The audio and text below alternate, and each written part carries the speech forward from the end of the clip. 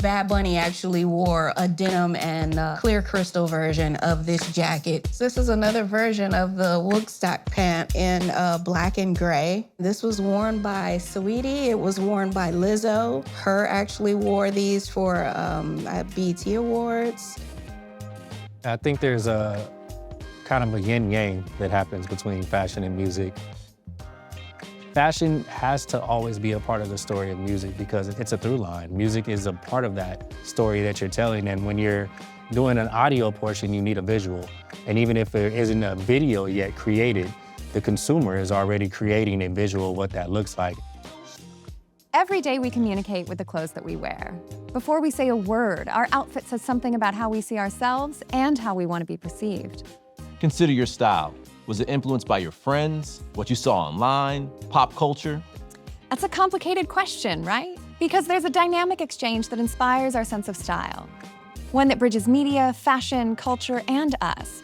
And a key link in the chain are the stylists and fashion designers who shape our evolving sense of what's fashionable and what's cool. Today we're sitting down with Brea Stinson and Brandon Gray, two designers who have styled some of your favorite artists.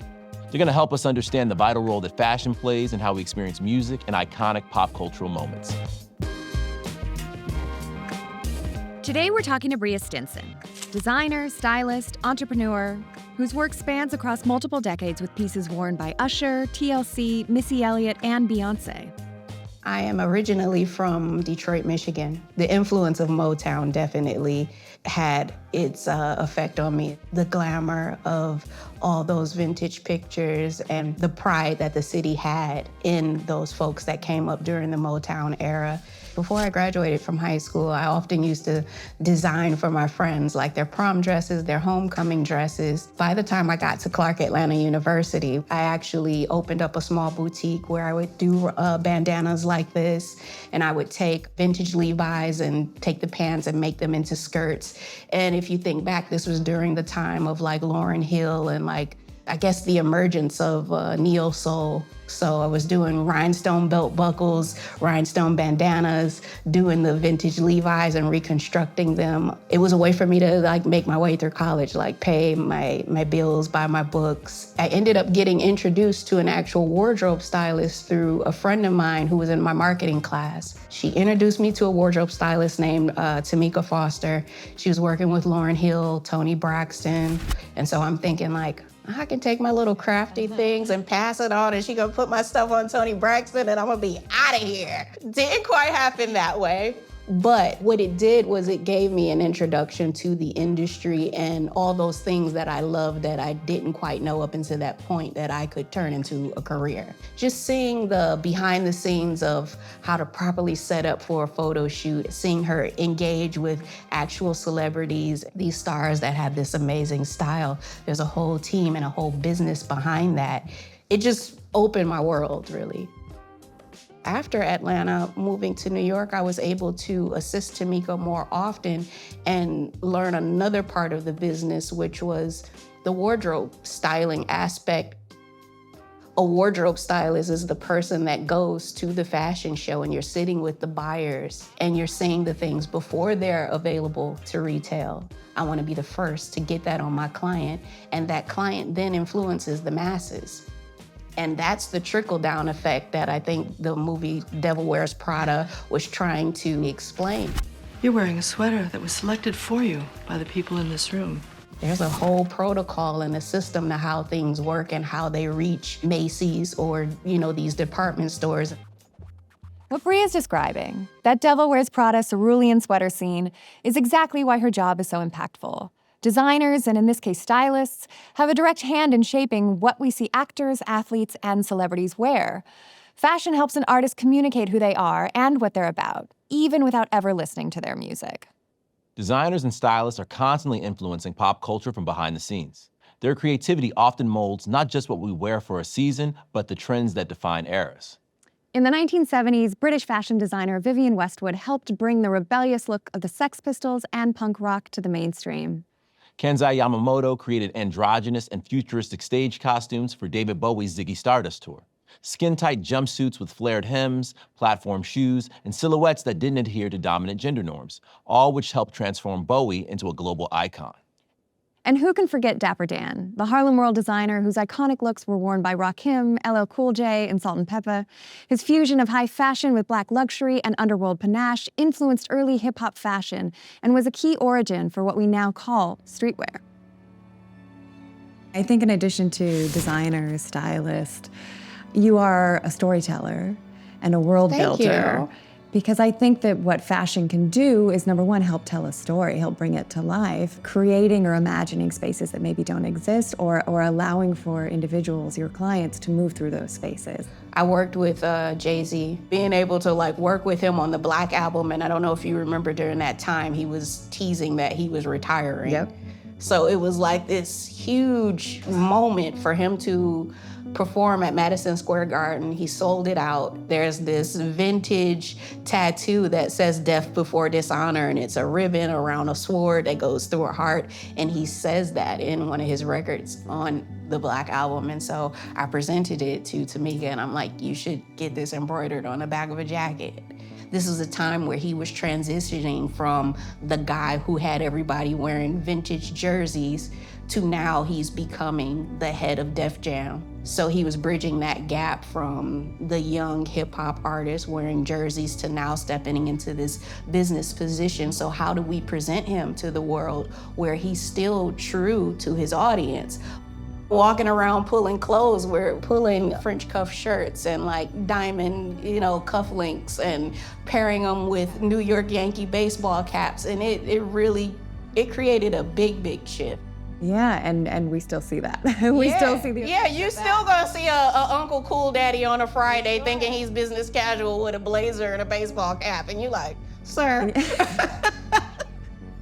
For a lot of that time when I was just getting started, certain brands wanted to keep their clientele, and they weren't really open to expanding to people, frankly, that looked like me. Sometimes they would say yes, sometimes they wouldn't answer. There was moments like that where I'm like, my client deserves something special. I need to design it. Her wore this when she sang, I want to say it was American the Beautiful, for the Super Bowl that took place during the pandemic. This is a replica of the jacket that she wore, and one arm is solid armor and bedazzled, and the other arm is soft lambskin leather. It's soft because this is the arm that she plays the guitar with. These are pieces of leather from Stevie Wonder costumes that I designed. So it also meant that much more to her because it was somebody that she idolizes, and I was using scraps from his pieces.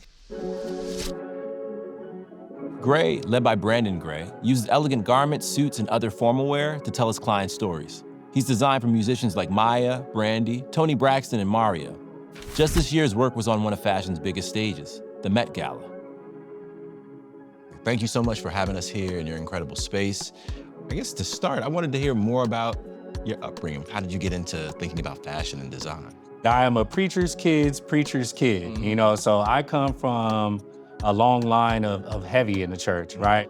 Always been kind of a runway. You think about Sunday's best when you're in church and you put your best version of clothes on, your best shoes on, you shine them up and you look good. Right.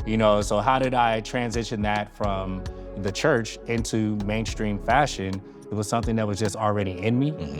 You can't tell one story without the other. I think the visuals are so important. This is one of the pieces from our love letter to LA. This is the Venice Canal scarf.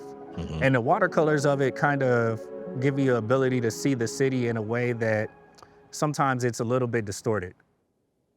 I am a Los Angeles, California native, Inglewood to be exact. You have to separate the two. Yeah. Where I grew up was very much kind of a little bit downtrodden, but it was ours. It shaped me in so many different fashions. This is one of our gradients.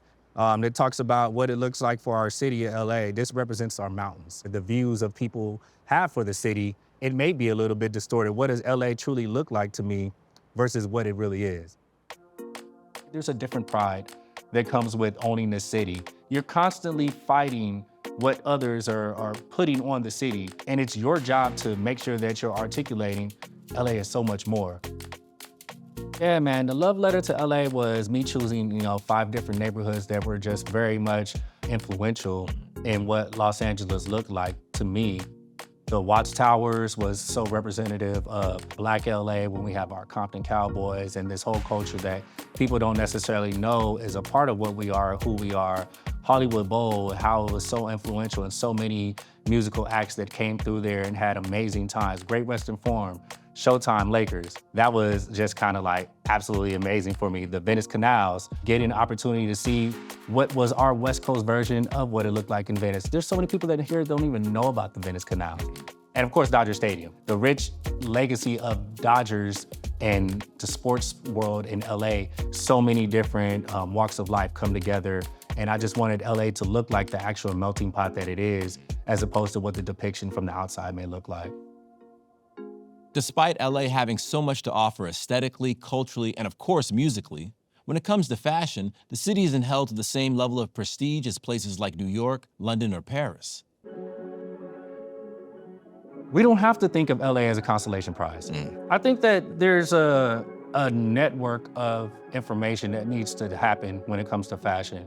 And what I mean by that is that although there may be these amazing millineries that are over in Europe, they eventually make their way over here. Our states, we have the stories. New York, we have the stories. Los Angeles, we have the stories. And there's always this space where, even for Fashion Week, we struggle to find LA as this place where fashion can land and be true to what it is, because there's this fast fashion sense when it comes to LA. But there's also this development where we're rivaling this same space because we are budding when it comes to brands that are holding down the fort in so many different facets. Streetwear, we think about Union, right? When we're thinking about high fashion, Amiri, we're thinking about Gray. We're thinking Sergio Hudson, Ruigi with Rude. There's so many different sides of LA that are homegrown. And I think it's our job to make sure that we champion that and not allow us to fall second fiddle to what is offered in Paris. As Brandon and Brea demonstrate, fashion is central to music's power as a means of storytelling and connecting people.